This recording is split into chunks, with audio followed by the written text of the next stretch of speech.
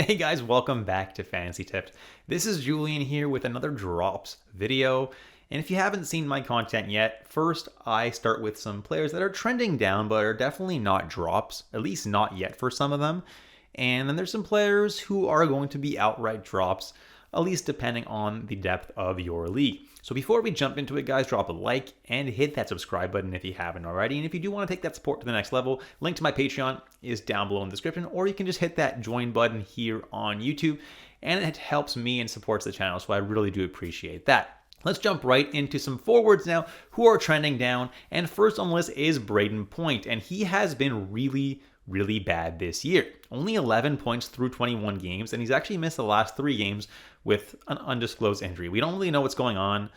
It doesn't seem like it's going to be too serious because I feel like they would probably put him on IR or probably tell us that he's going to be out for a while. But yeah, it's been really a rough season for him. And he's a real buy low candidate right now because there's pretty much no chance that he's not going to turn it around. Look at his stats from the past however many years. He's always been a really good player. And he's a tough hold right now, but you do have to hold on to this guy. Zach Hyman of the Edmonton Oilers is also somebody who's had a pretty rough time since coming back from injury. That's mostly due to his deployment, though. He's been playing on the third line for whatever reason, and still top power play, but not putting up all that many points. This could change now that Nugent Hopkins is back. The day I'm recording this, Saturday, Nugent Hopkins is returning to the lineup. Nugent Hopkins is going to be the third line center, which just bumped Zach Hyman up to the top line with McDavid. That could make a world of a difference, and he's probably going to turn things around. Nick Schmaltz of the Utah Mammoth is also somebody who's trending down. And while he is still top line and top power play with Clayton Keller, he's gone on a 6-game pointless streak recently, and that kind of makes sense. He was just way overperforming earlier in the year, and I told you guys to trade him away. If you were able to get somebody who's actually a solid fantasy player and always has been for Nick Schmaltz, you did really good. The regression was inevitable, and it has come. Tyler Bertuzzi of the Chicago Blackhawks is 62% rostered, but he's never been that great fantasy-wise, and he's not really that great of a player, but Connor Bedard has been making him look like an absolute god this season. He only has 1 point, though, in his last 3 games, and I don't know if Bertuzzi can kind of keep up that elevated play all year long, just because he's just not that amazing of a player. Who knows how long Connor Bedard can keep him afloat for.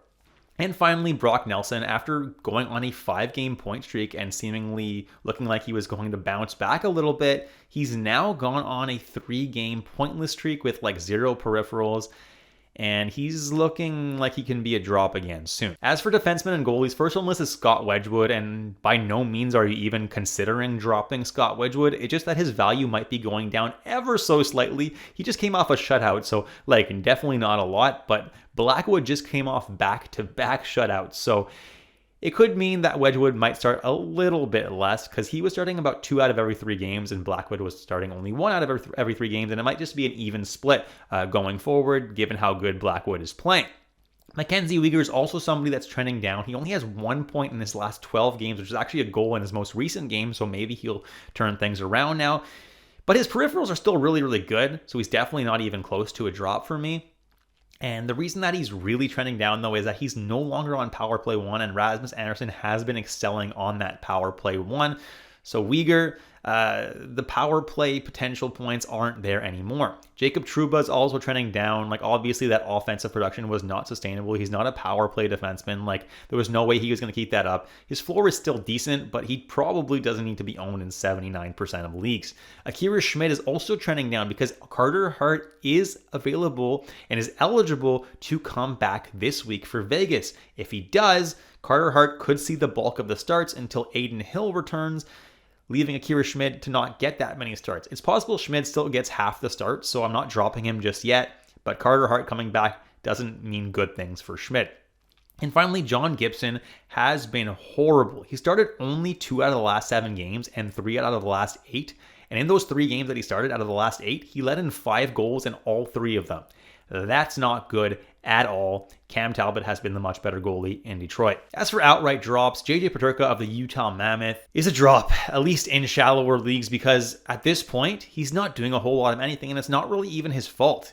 He has barely had any time on the top power play all year, and he's on the third line for some reason with McBain instead of being on the top two lines. I don't really understand the logic of this, but hey, the deployment's not good, so he's definitely a drop in 12-man or shallower leagues.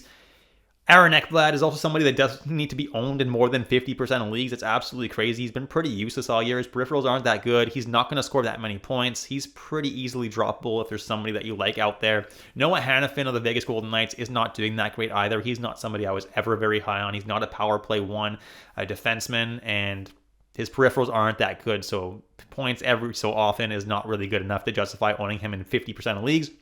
Dmitry Orlov of the San Jose Sharks, yes, he gets power play one whenever Klingberg gets scratched, but in Klingberg's last 2 games that he actually wasn't scratched, he scored a point, so he's kind of making a case for himself to stay in the lineup now. And finally, Keandre Miller of the Carolina Hurricanes was top power play when Gosselier was injured. He's no longer top power play anymore. His peripherals aren't that great, and he definitely does not need to be owned in almost any leagues. And that's it for this video, guys. If you enjoyed it, drop a like and hit that subscribe button if you haven't already. And I'll catch you all on the next episode of Fantasy Tipped.